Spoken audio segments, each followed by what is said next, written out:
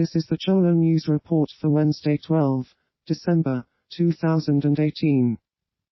A gunman kills 4 people and injures at least 12 others in Strasbourg, France, during the annual Christmas market. The shooter fled the scene but has been identified by police as a known extremist. The incident is being treated as an act of terrorism.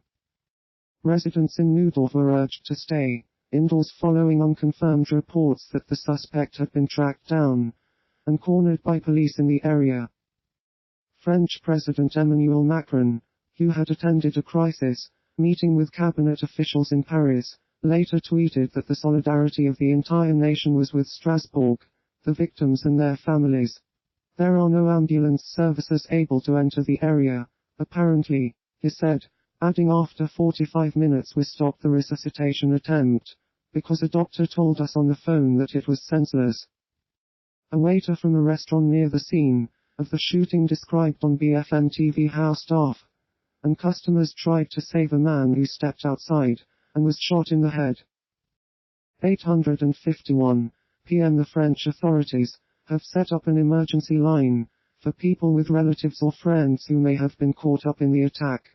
8:29 p.m. The office of Emmanuel Macron says the president is being kept informed of unfolding events in Strasbourg as the interior minister travels to the scene. 6 hours after the gunman disappeared after firing at Passesby in the busy city centre, Interior Minister Christophe Castaner said the government had raised the risk level to the highest category.